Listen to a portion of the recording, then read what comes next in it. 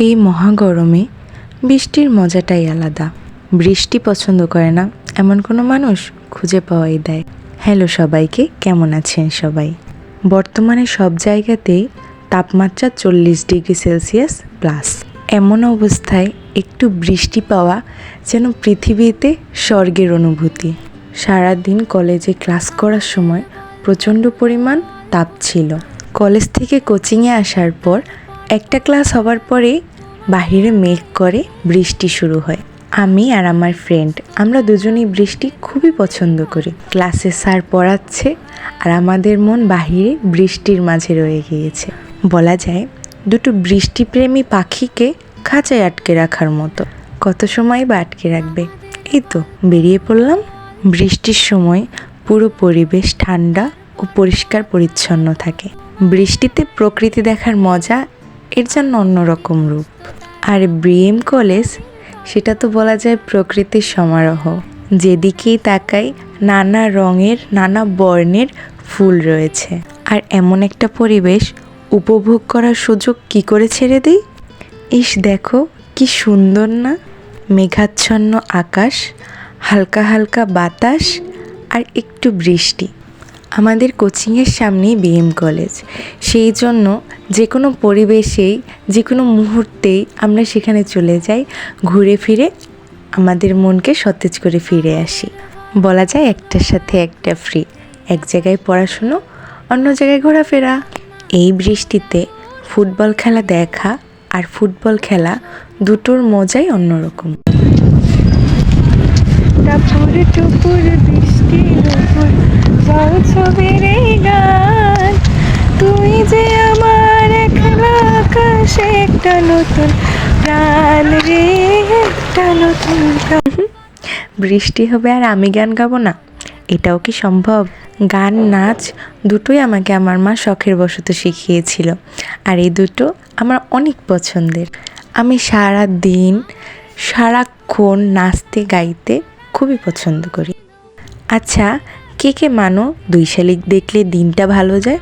আমাকে ছোটোবেলায় আমার মা বলেছিল 1 শালিক দেখলে দিন খারাপ যায় আর 2 শালিক দেখলে দিন খুবই ভালো যায়। আর একটা ছোট্ট ছড়াও শিখিয়ে দিয়েছিল, শুনবে?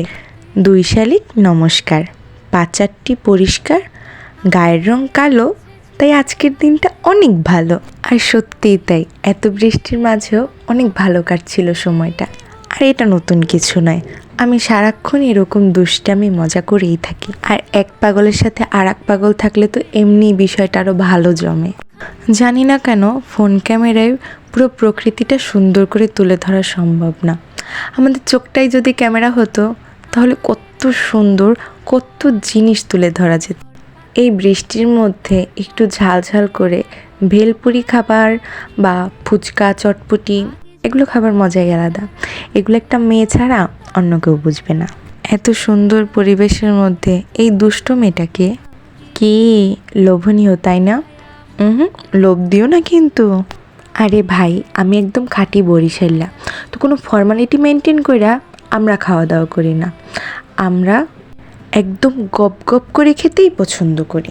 এখানে আমাদের একটা ছোট্ট মিস্টেক হয়ে গেছে, সেটা হলো এত সুন্দর বৃষ্টি আর আমরা 1 কাপ চা খাইনি।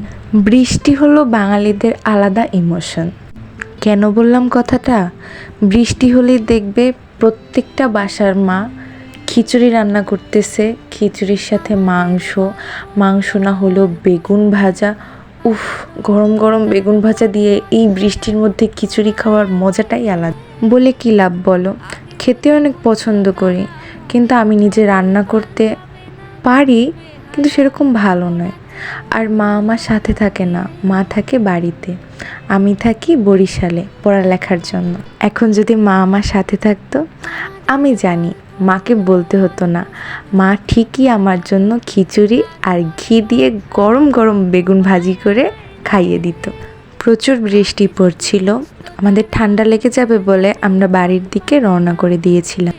আচ্ছা, তোমরা আমাদের দুষ্টামি আর খুনসুটি মিস করতেছো না? জানি তো, তাই ওকে শুধু ফোনটা ধরতে বলেছিলাম। আর এটা কি ছিল? আরও আমার উপর রাগ করতে পারে না। ও কেন, আমার উপর কেউই রাগ করতে পারে না, কারণ আমি সেরকম মেয়েই না। প্রচণ্ড বৃষ্টি হচ্ছিল।